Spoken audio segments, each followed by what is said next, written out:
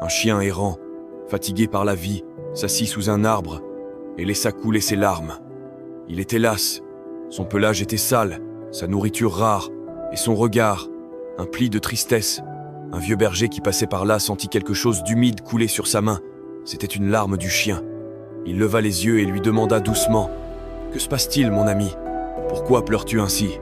Le chien répondit d'une voix tremblante « Je suis fatigué, vieil homme. Fatigué de courir après une vie qui ne veut pas de moi. Les hommes me chassent. Les enfants me jettent des pierres. Personne ne m'accueille. Je suis un déchet pour ce monde. J'aurais préféré ne jamais naître. » Le berger s'agenouilla près de lui et lui dit calmement « La vie ne t'a peu, être pas donné ce que tu voulais. Mais elle t'a donné l'essentiel, le souffle, la liberté, la loyauté que nul ne peut enlever. » Mais le chien secoua la tête. « Non, je ne veux plus de cette vie. Si tu as le pouvoir de changer mon sort, alors fais de moi un lion, un vrai, fort, puissant, respecté. » Le vieil homme sourit avec bienveillance. « Très bien, mais avant va parler à un lion. Demande-lui s'il est heureux. Puis reviens me dire. » Le chien, emporté par l'espoir, partit aussitôt. Il marcha longtemps, traversa les plaines, les forêts, jusqu'à trouver un lion, majestueux, le roi des animaux. « Ô grand lion, dit le chien, tu es le plus fort, le plus craint, le plus admiré. Tu dois être le plus heureux de tous. » Le lion le regarda fixement. « Heureux, je ne dors jamais tranquille.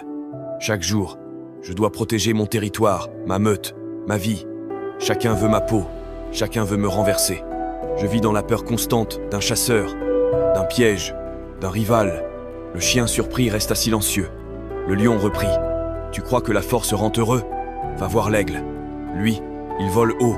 Lui, il est libre. » Alors le chien partit à la recherche de l'aigle.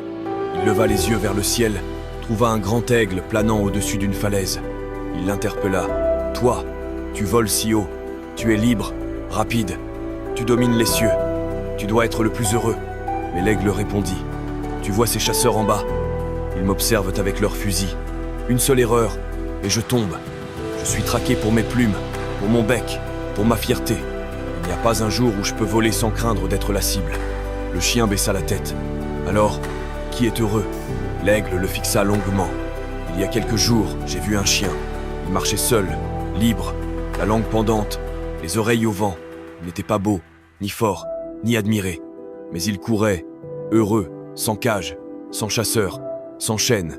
Ce chien, c'était toi. » Le chien sentit son cœur se serrer. Pour la première fois, il vit ses cicatrices comme des preuves de survie, non comme des signes de honte, mais comme des signes de liberté. Il retourna voir le berger, la tête